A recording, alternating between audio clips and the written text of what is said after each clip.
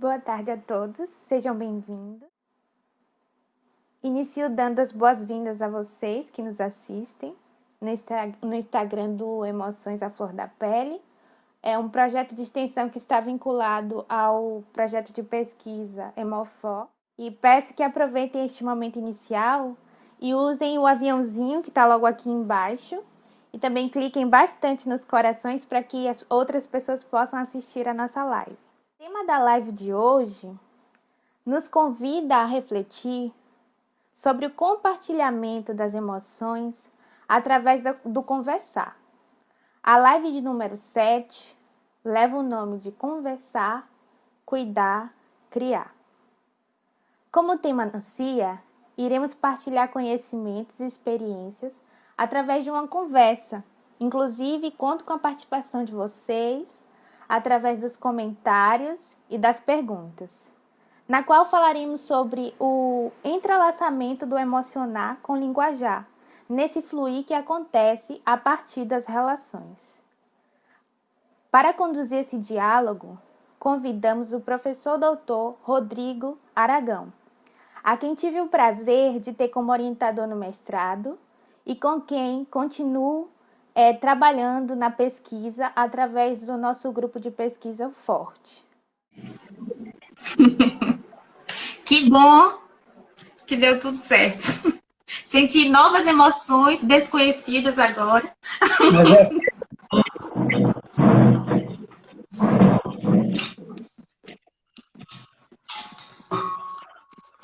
Live é assim, tempo real. Pronto aí, agora ficou legal. Pronto. Rodrigo, seja bem-vindo, né? De antemão, em nome do Emoções à Flor da Pele, eu agradeço que o senhor tenha aceitado o convite, né? E nós temos um prazer enorme de poder estar aqui para mediar essa live, que tem como título Conversar, Cuidar, Criar. E nós vamos entender como emocionar está presente nas nossas relações e como esse emocionar emerge a partir do linguajar. Antes de passar a planta de fato, eu gostaria de apresentar você. Ele é formado em letras pela UFMG, possui mestrado no programa de pós-graduação em linguística da UFMG, é doutor em linguística pela UFMG também, com estágio na Universidade de Servilha, tem residência de pós-doutorado na UFMG e na Universidade de... Aí agora eu quero ajuda de Vasquila. E o Vasquila. Pesquisa linguagens, tecnologias e emoções em experiências de ensino e aprendizagem de línguas. Além disso, é professor pelo programa de pós-graduação e licenciatura em letras da Universidade Estadual de Santa Cruz e coordena o grupo de pesquisa Forte. E é pesquisador do Lalintec, pela UFMG. Seja bem-vindo, professor. Eu inicio fazendo aquela pergunta, perguntando, o título da live é Conversar, Cuidar e Criar. E eu fiquei curiosa, por que esse criar? Ô, Franciele, obrigado pela apresentação, mas você começa outra pergunta do final, aí você me pega. Pegadinha, hein? Franciele, obrigado pela apresentação, viu? Eu queria agradecer o convite para participar dessa série de lives do Hemofor, né? O convite me deixou muito contente. Eu quero parabenizar, tá, a professora Nair, através da professora Nair, eu quero estender o parabéns e o agradecimento para a professora Lindomar e toda a equipe, vocês aí que estão por trás aí, trabalhando com essa ação de extensão tão importante, né, no momento em que as emoções estão tão à flor da pele, né. E aí eu quero aproveitar aqui e cumprimentar todos que estiverem aí presentes, acompanhando nossa live. Quero saudar colegas, estudantes que possam estar aí acompanhando, né, para essa conversa hoje, que eu preciso contar com vocês mesmo. Eu vou fazer um primeiro bloco, tá? Assim, fazendo aquela coisa de discussão mais conceitual, né? E depois é um espaço para a gente poder estar dialogando mesmo, nesse entrelaçamento, né? Que a ideia é que a conversação, ela entrelaça a questão da emoção e da linguagem, né? Um jogo lógico com um jogo não lógico, né? Por isso que eu coloquei aquelas setinhas, né? Que é essa ideia de que um provoca o outro, né? E são fenômenos mesmo que se provocam mutuamente. Então, vamos lá? Vamos! Estou esperando. Eu vou começar, assim, antes de eu fazer essa introdução, eu quero pedir que a gente faça 1 minuto de silêncio, né, em um gesto de respeito e luto, que hoje a gente já está passando de 80 mil pessoas, né? São várias vidas perdidas, né, nesse momento muito trágico, né, uma crise que se aprofunda. Então, em luto e respeito a essas pessoas, vamos fazer 1 minuto de silêncio, tá?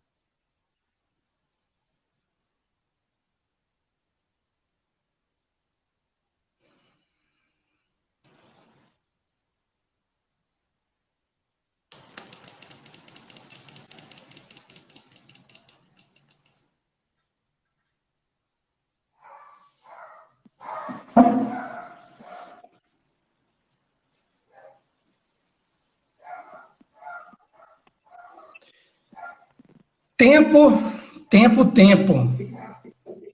Um tempo antes, impossível imaginar isso que a gente está vivendo.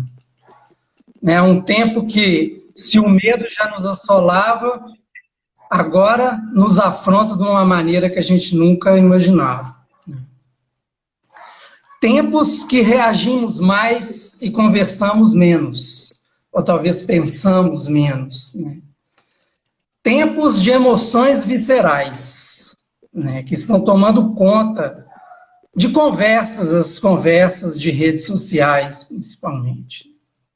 Tempos que tendemos a compartilhar antes de ler, tirar uma selfie antes de ver. Tempos de emocionalidades polarizadas e dicotomias cada vez mais antagônicas. E tempos de políticas de controle emocional, mediativizadas por algoritmos de governança emocional.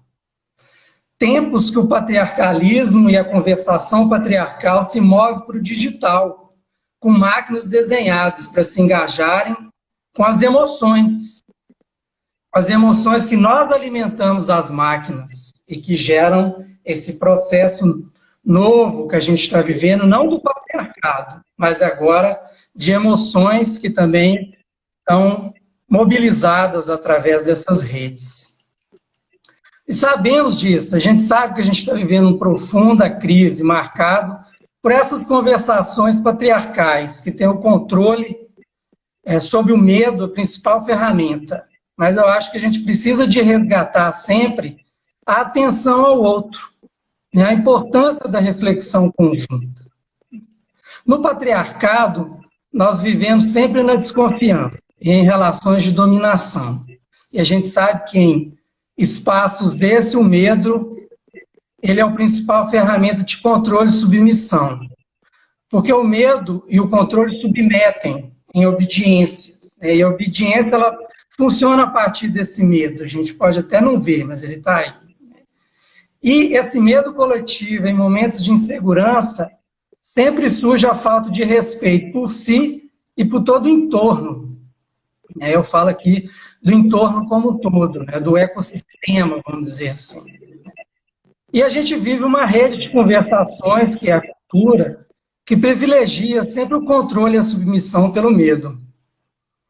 E em nosso cotidiano, pautado pelas conversações, o sentimento de ameaça é constante, sempre um salto. Né? E a visceralidade tem a ver com as emoções reptilianas, né, que enquanto mamíferos que somos, também temos répteis em nós mesmos, sempre esse bote. Né? E como diria Sherry Turkle, que é uma pesquisadora do MIT, né, sobre a questão das tecnologias, ela vai dizer: estamos mais juntos, embora separados. Mandamos mais mensagens e conversamos menos. Ela tem um livro que chama Juntos, Mais Separados, né, que ela vai discutir como é que, na pesquisa dela lá, as pessoas preferem mandar um zap, uma mensagem, do que ligar e conversar. Né? E conversamos mais assim, né, e acabamos sentindo mais vontade de conversar, que é essa forma que a gente tem aqui, mediativizada por uma tela, mas conversando. E a gente sabe que conversar é bom. E a gente sempre se sente bem depois de uma conversa. Né? E é aí que emerge a questão do cuidar, né? dessa mútua dialogia, do bem-estar de quem cuida, que também tem relação com o bem-estar de quem é cuidado. Você se sente bem ao ver que o outro se sente bem, ao você dar atenção e cuidado ao outro. E essa circularidade, que tem a ver com essa ideia de criação ou de autocriação, né? Essa circularidade do cuidar, ela é constitutiva do Homo sapiens. Né? Milhares de anos, nós passamos na Terra através dessa dinâmica de cuidado, que ela é constitutiva nossa, assim como a dinâmica da linguagem. Né? Mais recentemente, uns 10 mil anos para trás, nós estamos vivendo uma outra lógica, né? Que é essa lógica mais pautada no patriarcalismo. Mas o Oscar Niemeyer era um que sabia da importância de espaços abertos, né, para conversação. Né? Que a conversação tem a ver com a convivência, como a gente vai ver. E por isso que ele desenhou, tanto nos seus projetos arquitetônicos, arquiteturas que levassem as pessoas a se encontrar. Né? Porque é no encontro, é na conversa que surge o novo. Né? E que as pessoas também passam a se sentir bem umas com as outras. Né? O poder da convivência. Né?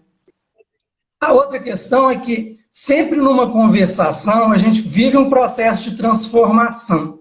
Né? Porque quando a gente está implicado mesmo no processo de conversação, a gente sempre sai diferente. Né? E, ao conversarmos, a gente consegue também acessar mais, né, como Ana Barcelos nos indicou na live, sobre a importância de conhecermos as emoções. Né? Eu vi a fala de Renata e Lindomar também sobre esse aspecto. Né? Thalita também falou das emoções vividas pelos professores na pandemia. Um aprofundamento de algumas emoções já vividas, né? O medo, a angústia, a frustração, a insegurança. Então, aqui, nesse primeiro bloco, a ideia eu vou trazer algumas reflexões, né? Que são reflexões que as pessoas que acabam também gerando essa reflexão ficam escondidas, né? Porque parte dessas reflexões que eu trago, né, elas estão fundamentadas no pensamento de Humberto Maturana, que é um teórico que, para mim, foi introduzido por Cristina Magro, que me orientou na pós-graduação, e a ela eu sempre agradeço essa arte do encontro, né, porque com ela foi um encontro e eu tive a oportunidade de ser apresentado essa reflexão que fundamenta aqui, e, claro, nessas reflexões estão presentes também nos diálogos, né? Os diálogos que eu tenho com Ana Barcelos, né, com Laura Micoli, o grupo dela, o Acolher, né? Na aprendizagem que eu tenho sobre linguagem e tecnologia com a turma do Lalintec, que é o Laboratório de Linguagem e Tecnologia da FMG, coordenado por Vera Menezes, né? E a aprendizagem que eu tenho também no grupo do Forte, né? Esses idealizadores do Formação, Tecnologias e Emoções, que é um projeto que eu coordeno na UESC. Estou sempre aprendendo também com vocês. E também com Mariana, que é minha amada companheira, com quem eu compartilho o cotidiano de conversar e de cuidar. E é ela que sempre escuta essas reflexões primeiro, né? Vai sempre me dando sugestão. Então, nessa fala aqui inicial, eu vou situar a ideia de conversar, vou amarrá-la com cuidar, mostrar alguns pontos que eu considero crucial e discutir uma experiência que eu acho que ela é uma experiência de pesquisa que aparece muito, né? Então, a palavra do conversar, né, ele vem do latim, né, que é conversare. E um dos sentidos é de conviver e de estar em companhia, né? Então, conversare, conviver e estar em companhia. E algumas referências vão dizer também que a raiz verso, né, do versare significa voltar. Voltar ao outro na companhia e também dar volta. E o prefixo cum, né, de com, significa companhia. Então, seria conversar essa ideia de virar ao outro e dar voltas com essa pessoa. E eu diria que também dar voltas consigo mesmo, né, porque o espaço da conversação, né, no dar voltas com si e com os outros, essas ideias vão sendo criadas, né? Nesse espaço, que é um espaço de vai e vem, vem e vai, é a dialogia, essa ideia do conversar. E você precisa de outro para aprender a conversar. A gente sabe disso, né? Não tem linguagem ou geração de linguagem sem esse princípio inicial, né, do jogo coletivo, da aceitação do outro como legítimo, no cuidado, né, nessa relação, que ela é fundante para desenvolver a linguagem. Depois você pode seguir a vida conversando sozinho, e isso é importante, né? Eu acho que na fala de Barcelos, por exemplo, essa questão do conhecer as emoções, a quietude, né? Que a gente às vezes perde com a questão do digital, de estar o tempo inteiro ali e também não se olhando, né? Então não tem linguagem sem esse jogo coletivo, e depois que você vai seguindo na vida, né, para aprender esse jogo, você precisa primeiro da outra pessoa, e a gente sabe que a conversa, ela sempre nos expande os horizontes, sempre traz felicidade, né? A gente sai bem de uma conversa em que a gente está implicado, né? Então, essa ideia é que a conversa nos conecta, né? Ela nos humaniza, né? E aí, ela tem esses dois aspectos, a linguagem e as emoções. E a linguagem? A linguagem, a gente sabe que um ato de conhecer, é aquilo que a gente chama de cognição, mas as ideias do Maturana sempre usa verbo, porque essas coisas têm uma atividade, né, são todas baseadas em ações. O ato de conhecer qualquer coisa, né, ele surge através da atenção e orientação conjunta, né, esse que a gente chama de tríade, né, você vê algo, dá atenção para aquilo, alguém está apontando, aquela coisa dos índices, né? Então tem essa questão da atenção conjunta, né, a possibilidade de dar nome àquilo e, ao mesmo tempo, de coordenar coisas com aquilo que se distingue. É de fazer coisas e coordenar ações de orientação conjunta. Então, o que você faz é você usa aquela nova coisa que foi aprendida, né, aquela nova coisa que é aprendida, você vai ter palavras, gestos, posturas de corpo que vão obscurecer aquela coisa, e você passa a operar, né, com essa nova experiência em que os objetos eles ficam ocultados na experiência de conhecer e depois de coordenar coisas com eles. E junto a essa experiência de estar na linguagem, que é a ideia do linguajar, né, ou seja, de distinguir coisas de outras coisas e de operar com essas coisas em atenção conjunta e coordenação conjunta, nos acompanham também as emoções. Porque são as emoções que vão delimitando como é que a gente faz e o que a gente faz, né?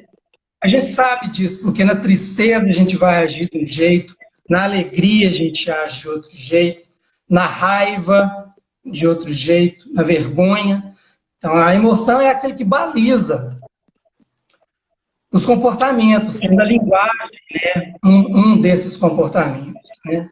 E na conversa, as relações lógicas, que são esses encadeamentos do linguajar, se fundamentam em espaços emocionais, né, os espaços não racionais, que são esses espaços que sempre, em uma conversação, eles estão ali, né, estão colocados, eles podem não estar explicitados, né, que são os desejos, as preferências, né, as crenças, as ideologias, o que o Maturana chama de premissas a priori da conversa, né? E nós sabemos também como é que é numa conversação, que a gente adentra também vulnerabilidades, né? Vulnerabilidades que são expostas quando a gente está implicado, de fato, numa conversação, incerteza, dúvida, né? Um engajamento com o outro num fluxo que é espontâneo, né? Não tem muito, vai para aqui, vai para ali. A coisa vai se desenvolvendo, né? Mas sempre tentando manter essa circularidade, né?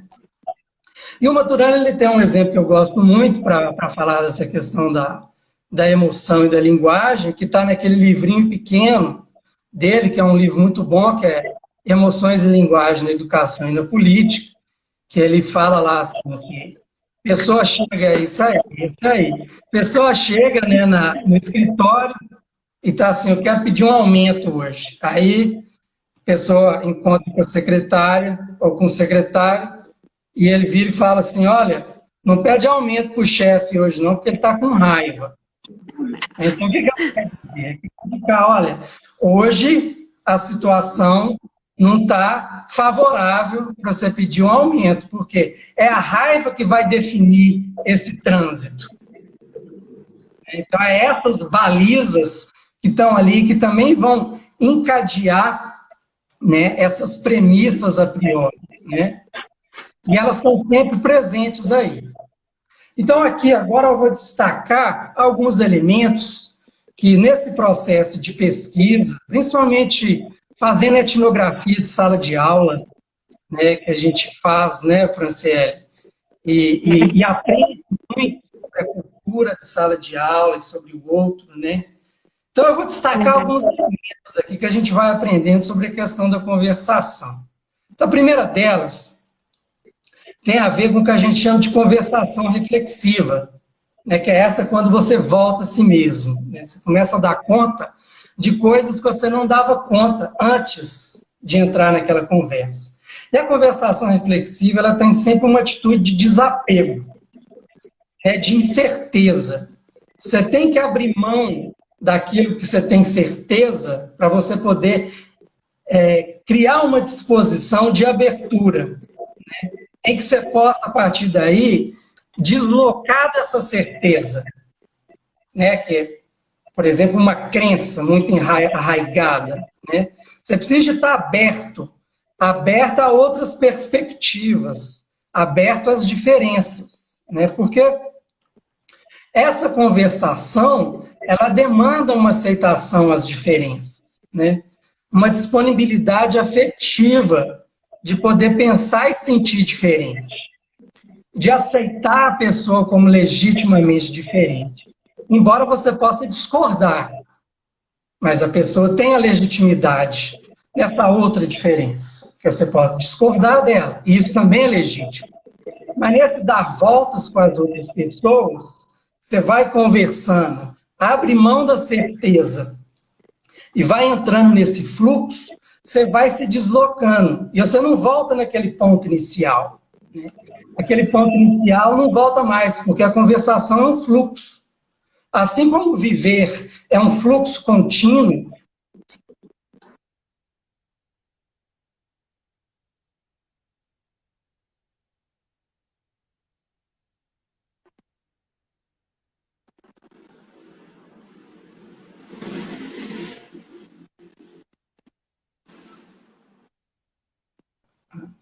Voltou.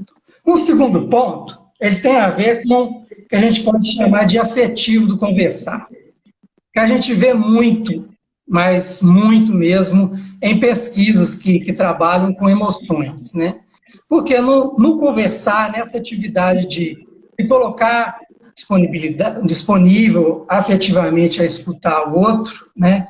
A emergência de uma valorização, ela acontece, né? Quando você tem uma atenção conjunta com o outro, né? E nessa valorização, isso a gente vê muito em colaborações de pesquisa, né, como é que estudantes e professores vão dizer, poxa, eu gostei, eu me senti bem. Né, isso tem a ver com essa disponibilidade afetiva de um ato de cuidado. Né, lembrar sempre da etimologia do conversar, que é virar-se para alguém, conviver, dar voltas com essa pessoa. Né, e nesse processo sentir-se bem, ao ver que o outro também está se sentindo bem ao ser dado uma verdadeira atenção, né? E aí a gente passa nessa circularidade, nesse giro circular, que ele vai se alimentando e coisas novas acontecem, que são os deslocamentos, né? Na complexidade, a gente chama disso de recursividade, né? Que é um giro novo. Algo novo acontece, que não é mais repetição do anterior, mas é algo que você está operando com novo agora, né? Um terceiro ponto, ele tem a ver com a possibilidade que tem na conversação de criar novos contextos, que tem a ver com o novo. Na conversação a gente tem imagina, projeta, sonha, né? A gente sonha muito em vigília, né? A gente não sonha só dormindo, mas a gente sonha muito em vigília, né? Mas é aqui que a gente consegue ver e sentir outras possibilidades, né? Aventar outros mundos, né? Outras maneiras, né? A gente que trabalha com pesquisa com desenho, com colagem, né? A gente vê isso muito, como é que naquele recurso... A imaginação vai longe. Como é que você se vê falando inglês fluentemente? Como é que você se vê dando aula daqui 10 anos? Né? Então, você se desloca nesse processo de linguagem de emoção, que é o espaço da conversação. Né? Um outro ponto, ainda aqui, ele tem relação com a possibilidade, na conversação, você sacar as premissas não racionais que estão em jogo. Né? Porque quando naquele exemplo lá, né, do secretário que indica para a pessoa que está pedindo, né, um aumento, fala, está com raiva, hoje não é um bom dia. Ele está sacando o espaço emocional que essa conversa vai se movimentar. E a gente sabe que pessoas que trabalham com marketing, pessoas que são excelentes oradoras, são pessoas que sabem sacar esse elemento emocional do outro e engajar nesse espaço da emoção. Porque a gente não muda emoção com razão, a gente muda emoção com linguagem e com as duas coisas. Essas coisas vão se mutuamente constituindo, mas aqui também você consegue sacar o que está por trás, por exemplo, de quereres, preferências, crenças, ideologias, né? Que são os elementos que muito comumente aparecem quando a gente não entende o outro, ou a gente não quer entender o outro, né? Os processos de não comunicação, de desentendimento, porque o desacordo ele não está na instância lógica.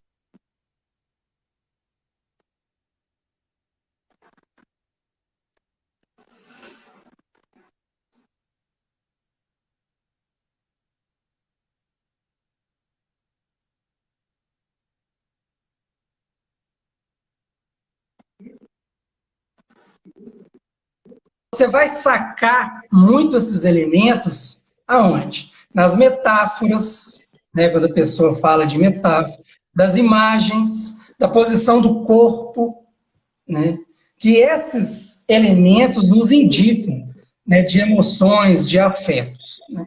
E um último ponto tem a ver com o processo de, por um lado, na conversação, a gente consegue perceber a cultura que ela está conectada, porque uma conversação repetida por muito tempo, ela estabiliza uma determinada cultura, né? Então, como a gente sabe, né, muito da nossa conversação contemporânea é pautada por uma conversação patriarcal, né, que gera profundo mal-estar, adoecimento, sofrimento, né, que é aqui uma cultura que tem apenas 10 mil anos, né, e milhares de anos que nos fizeram humanos, né? E a gente precisa de aprender isso para poder sacar também, nos deslocarmos desse padrão que ele eminentemente irá nos destruir, né? É um padrão que a gente está observando que gera destruição, né? A destruição das pessoas e do meio que as pessoas vivem.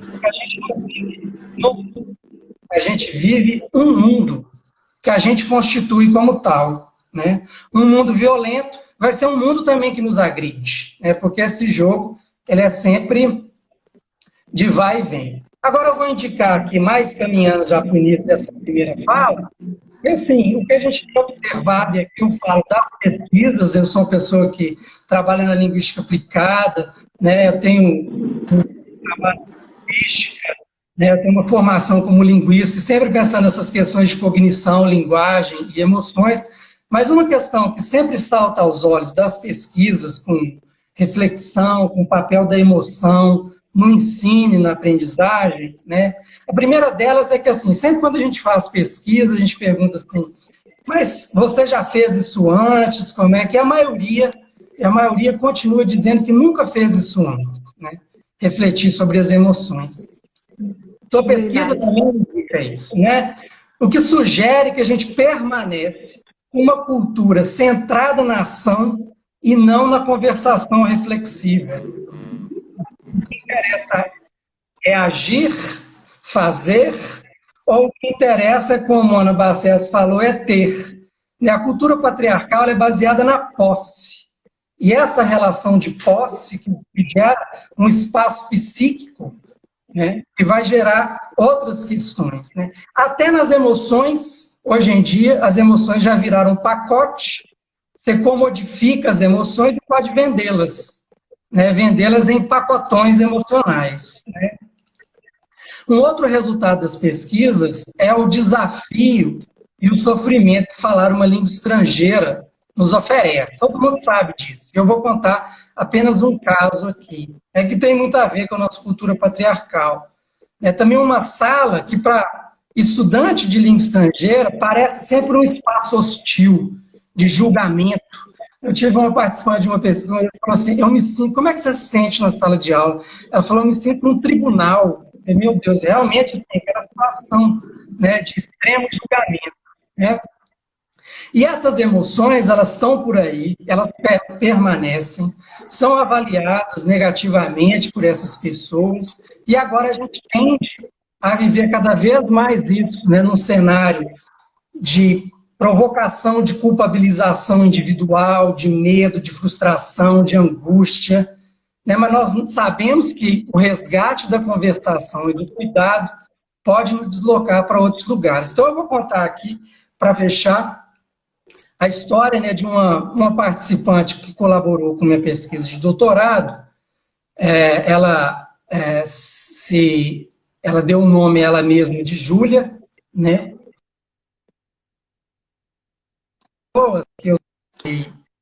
Vamos esperar novamente. Ela foi a que mais mudou, né? Ela viveu uma profunda transformação. E assim, sempre quando eu conto a história dela, e eu lembro quando eu estava durante o estágio sanduíche do doutorado, eu fui em muitos lugares, muitas universidades na Espanha, apresentando o caso dela, porque era o caso dela que eu tinha mais consolidado. E todo mundo se identificava, né, com a história dela, né? Aquela história de uma pessoa que vive uma matriz de conversação profundamente depreciativa, né? Contraditória, né? Um jogo de emoção contraditória, né? Entre desejar falar inglês, desejar melhorar o aprendizado do inglês e, ao mesmo tempo, dizer que é incapaz. Né?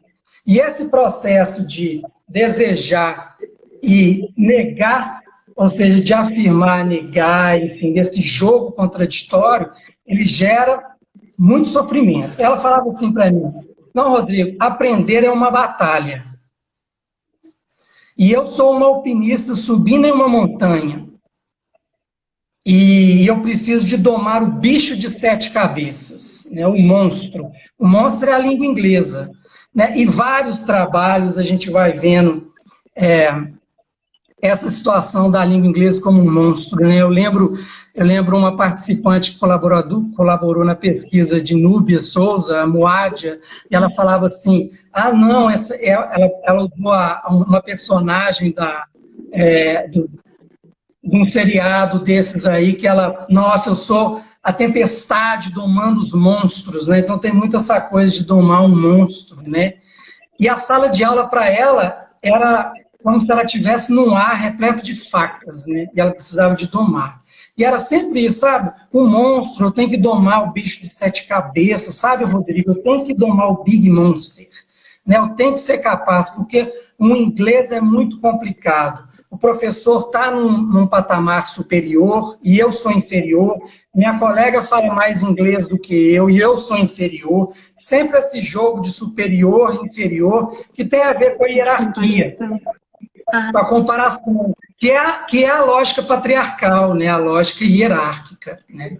De forma que assim, eu fui conversando com a Júlia e o processo dela e os desenhos mostram, ela começou assim, depois ela ia ganhando corpo, né, mudando, né, ela ia mudando, né, e à medida que a gente ia conversando, ela ia resgatando também o que é bonito nela, né, o que é belo nela, né. A Maturana fala muito dessa coisa de você quebrar um padrão de sofrimento, instaurando uma conversação que a pessoa vai ver que é bonito. Ele chama de conversações narcisísticas, por exemplo. Olha o que tem de belo que você faz, que é bonito, né? Se desloca para outro tipo de conversação, né? Que ele chama de alto amor. Ele vai dizer que processos de cura, processos terapêuticos têm a ver com o resgate do amor, de se sentir legítimo. Né? Legítimo na minha diferença, nas minhas incertezas, nas minhas inseguranças, né? E ela foi se deslocando, né, e mudando, e ela realmente mudou, e eu vi na sala, teve uma vez que ela, agora eu vou falar inglês, ela pegou e falou, e enfrentou a professora que era superior, e a colega que falava mais inglês, ela realmente, ela mudou de decisão, mudou de emoção, enfrentou o medo, e a ação também implicou na emoção dela, de forma que a ação e a emoção vão sempre juntas, né? Essa conversação com a Júlia também me transformou. Eu passei a entender coisas que eu não conhecia antes, né? E deu para sacar com esse primeiro aprendizado como é que as emoções são importantes para pedagogias transformadoras, né? Que é nesse espaço da emoção que a gente se transforma, né? E o afeto é uma ferramenta poderosa. E a gente sabe disso, a gente está vendo isso muito. Né, como é que o afeto, como uma emoção que mobiliza muita gente, né, que ela joga, também pode jogar nesse jogo de eu contra ele. Ainda mais que a gente está vivendo cada vez mais um mundo binário, né, digital, sim, não, curto, não, não, né, todo digitalizado do ponto de vista de antagonismos, né. Mas então, e você, Franciele? Você também teve experiências parecidas, né, na sua dissertação. Conte aí para a gente uma participante colaboradora aí que você viveu esse processo. Quando você fala sobre o conversar como essa dança que é sua consigo e do outro consigo, mas também é sua com o outro. E quando você passa tanto tempo no campo, eu fiquei 8 meses no campo, e eu pesquiso o que eu acredito, você fica querendo dar tudo para que aquele participante possa se conhecer melhor e possa fluir nesse processo de ensino-aprendizagem, no processo de autoconhecimento. E de uma coisa eu não me dei conta, de como ele me lia enquanto eu o lia. E no final da minha pesquisa, eu ganhei um livro que contava a história de uma fada, a Pequena Fran, que no caso era eu, e foi fantástico ver como ele me percebeu. Eu passei 8 meses convivendo, conversando e pensando que aquela era uma transformação que partia mais de para ele, dele para mim. E se tiver tempo, né? Eu não sei, a gente pode qualquer coisa salvar a live e voltar.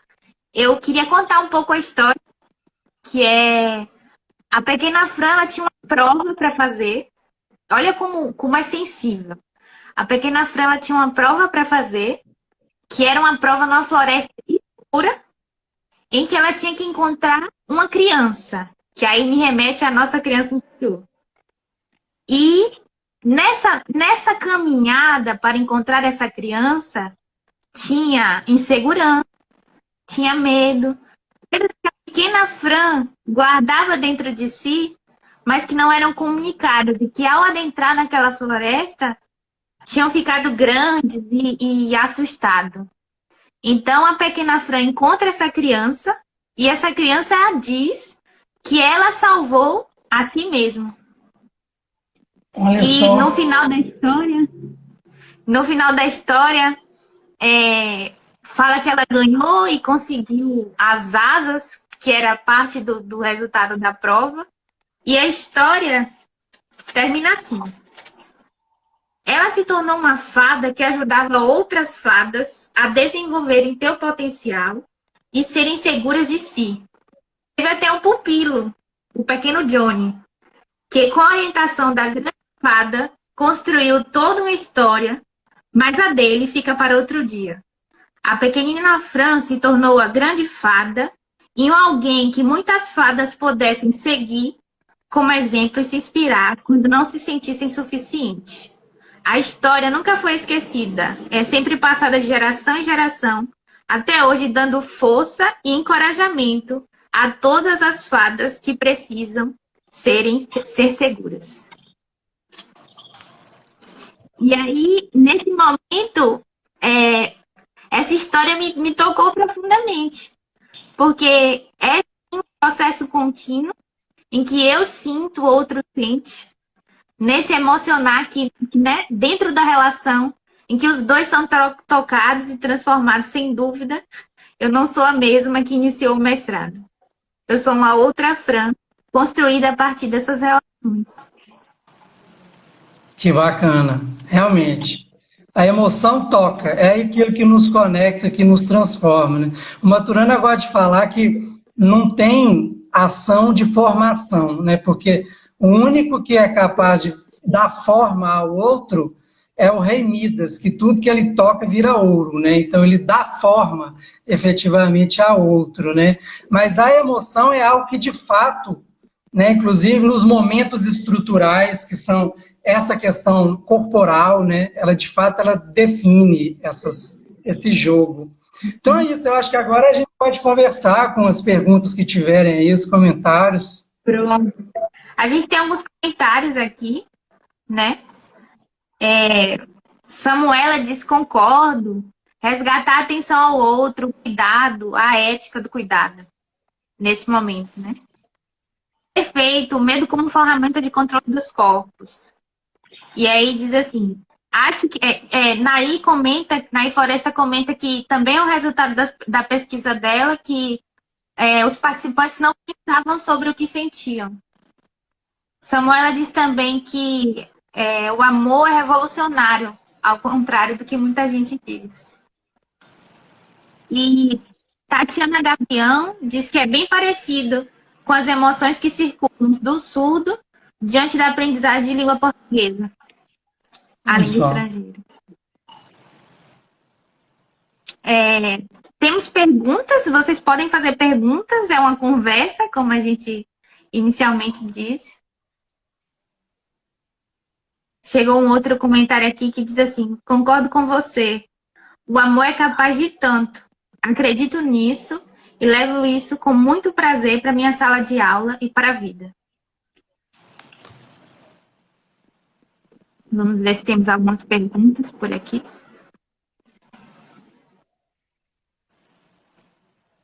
Temos ainda 3 minutinhos.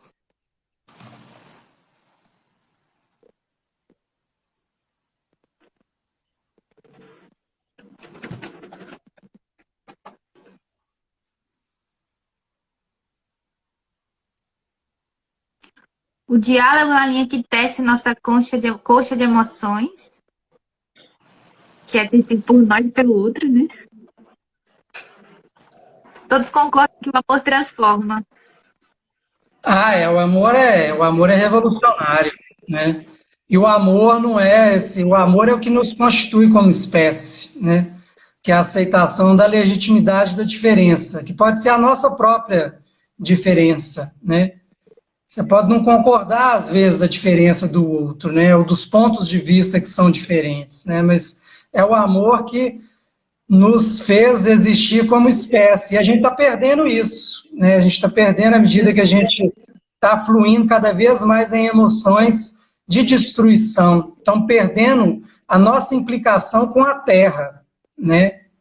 Com aquilo que nos conecta, né? Nós estamos agredindo a Terra e o resultado está aí, né? A gente está vivendo uma pandemia que tem muita relação também como na maneira como a gente agride o nosso ecossistema, né? Não trata de uma maneira amorosa a nossa Terra. Verdade.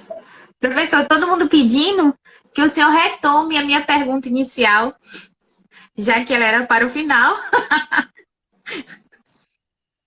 Então, olha, a palavra criar, na verdade, eu fiquei lá, poxa, mas essa palavra criar. Eu queria, na verdade, chamar a atenção para um conceito que na biologia do conhecer é muito importante, que é de autocriação, né, que vem a partir da ideia de autopoiese, que é na pesquisa sobre biologia celular, né, Maturana e Varela sacaram que no transporte, na dinâmica RNA-DNA, a célula se faz a si mesma, né?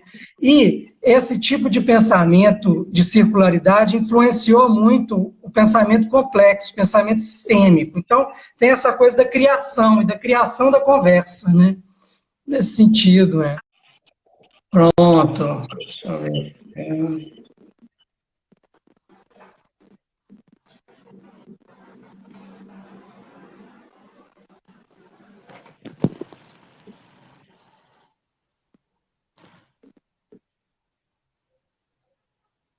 Você está me escutando aí? Minha tela está congelada.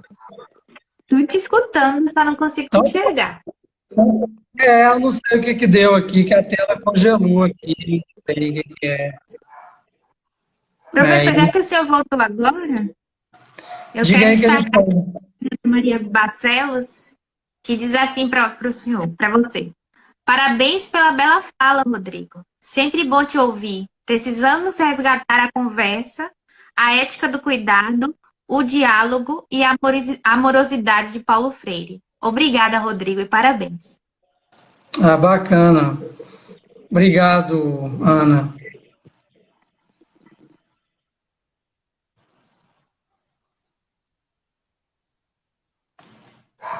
Agora fica aberto para você fazer as considerações finais, os agradecimentos e o que desejar. Ok, então, eu quero agradecer, né, o convite, a possibilidade de estar conversando com vocês aqui, né, mais uma vez, parabenizar essa ação de extensão, essas lives, né, isso é importante mesmo, a gente precisa de estar conversando, né, sobre esses temas tão importantes, e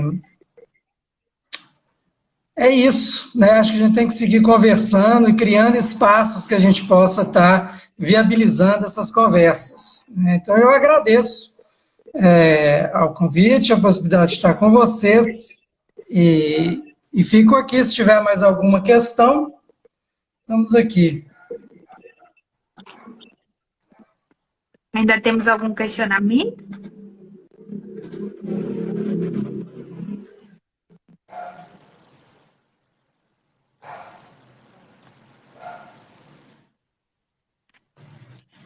Bom, professor Rodrigo, nós agradecemos mais uma vez, né, em nome do Hemofor, Emoções à Flor da Pele, por ter aceitado o convite, por ter compartilhado conosco esse conhecimento, né? tão agradável de ouvir. E fique à vontade para deixar os seus agradecimentos finais e assim finalizaremos. Temos só alguns recadinhos que a nossa live vai ficar. A outra já está salva no IGTV e essa também vai ficar. Convido vocês a participarem do nosso quadro Corações Conectados, que sai um vídeo aqui toda sexta-feira. Quem tiver interesse pode mandar a mensagem, inclusive, professor Rodrigo, fica aí o convite de participar do quadro, para compartilhar emoções, o que é que está sentindo nessa quarentena. E na próxima semana teremos live novamente. Gratidão, professor Rodrigo. Muito bom ouvir esse conhecimento que transforma a mim e ao Senhor e a todo mundo que está aqui escutando. Muito obrigada. Então, muito obrigado, Franciele. Foi ótimo conversar com vocês e com o pessoal que estava aí. Um abraço a todos e até breve. Até. Tchau, tchau. Tchau.